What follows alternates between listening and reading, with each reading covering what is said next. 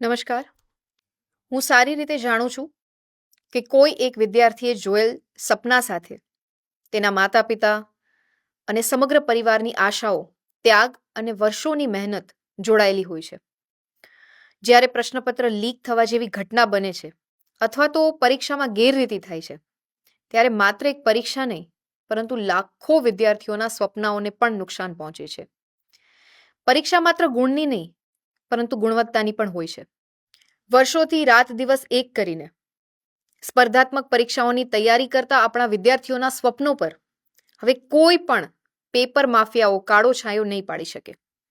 કારણ કે માનનીય વડાપ્રધાન શ્રી નરેન્દ્રભાઈ મોદી સાહેબના નેતૃત્વમાં કેન્દ્ર સરકાર જાહેર પરીક્ષાઓ ગેરરીતિ અટકાવ સુધારા વિધેયક 2026 લાવી જાહેર પરીક્ષાઓમાં ગેરરીતિ અને પેપર લીક કરનારાઓને જડમૂળથી નાબૂદ કરવા માટે કટિબદ્ધ બની છે. દેશના યુવાનોની ચિંતા કરીને તેમના ભવિષ્યોને સુરક્ષિત કરવા માટે પરીક્ષાઓમાં પારદર્શિતા, વિશ્વસનીયતા અને યુવાનોના હિતોના રક્ષણ માટે ભારતની સાંસદે જાહેર પરીક્ષાઓ ગેરરીતિ અટકાવ સુધારા વિધેયક એટલે કે public examinations prevention of unfair means amendment bill પસાર કરીને એક ઐતિહાસિક અને ક્રાંતિકારી નિર્ણય લીધો છે.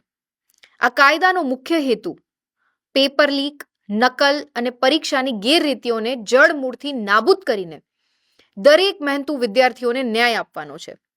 વિકસિત ભારત 2047ના સંકલ્પને સાકાર કરવા મેરિટ આધારિત અને પારદર્શક પરીક્ષા વ્યવસ્થા થકી એક એવા વાતાવરણનું નિર્માણ કરવાનું છે કે જે દેશના ભવિષ્યને સક્ષમ અને આત્મનિર્ભર બનાવવા બળ આપે, અને તે ખૂબ જ આવશ્યક પણ છે. રાષ્ટ્રીય શિક્ષણ નીતિ 2020ના ઉદ્દેશોને અનુરૂપ આ કાયદો શિક્ષણથી લઈને રોજગાર સુધીની સમગ્ર પ્રક્રિયાને વધુ પારદર્શક અને વિશ્વસનીય બનાવે છે. યુપીએસસી, નીટ, જેઈઈ, એસએસસી કે બેન્કિંગ અને રેલવે દ્વારા યોજવામાં આવતી સ્પર્ધાત્મક સહિતની તમામ પરીક્ષાઓને આ કાયદા હેઠળ આવરી લેવામાં આવી છે. હવે પરીક્ષામાં ગેરરીતિ કરનારને 5 થી 10 વર્ષની જેલ અને 50 લાખ સુધીનો દંડ થશે. જો કોઈ પરીક્ષા એજન્સી અથવા સર્વિસ પ્રોવાઈડર ગેરરીતિમાં સંડોવાશે તો 5 કરોડ રૂપિયા સુધીનો દંડ અને 8 વર્ષ સુધી પ્રતિબંધ લાગશે.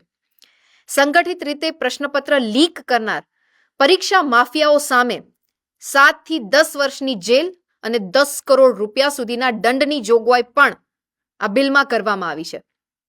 સાથે જ તપાસ ઝડપથી પૂર્ણ થાય, કેસો વર્ષો સુધી અટકાયેલા ના રહે તે માટે 2 મહિનામાં જ તપાસ અને સ્પેશિયલ ટાસ્ક ફોર્સ અને સ્પેશિયલ ફાસ્ટ ટ્રેક કોર્ટ જેવી વ્યવસ્થા પણ સુનિશ્ચિત કરવામાં આવી છે. અને સૌથી મહત્વની અને રાહતની વાત તો એ છે કે આપણા નિર્દોષ વિદ્યાર્થીઓ અને વાલીઓએ આ કાયદાથી સહેજ પણ ડરવાની જરૂર નથી. કારણ કે આ કાયદો પરીક્ષા આપતા વિદ્યાર્થીઓ સામે નહીં, પરંતુ વિદ્યાર્થીઓનો હક છીનવી પેપર લીક કરનારા માફિયાઓ અને દલાલો સામે છે. આપણા આદરણીય વડાપ્રધાન શ્રી નરેન્દ્રભાઈ મોદી સાહેબનો સ્પષ્ટ અને અટલ સંકલ્પ છે કે આપણા દેશના યુવાનોના ભવિષ્ય અને તેમની કઠિન મહેનત સાથે કોઈ પણ જાતનો ખેલ સહન કરવામાં નહીં આવે. આવો આપણે સૌ સાથે મળીને આદરણીય વડાપ્રધાન શ્રી નરેન્દ્રભાઈ મોદી સાહેબના પારદર્શક, સુરક્ષિત અને ભયમુક્ત પરીક્ષાના આ મહાઅભિયાનને સંપૂર્ણ સમર્થન આપીએ અને વિકસિત ગુજરાતથી વિકસિત ભારતની પરિકલ્પનામાં આપણો સહયોગ આપીએ. નમસ્કાર.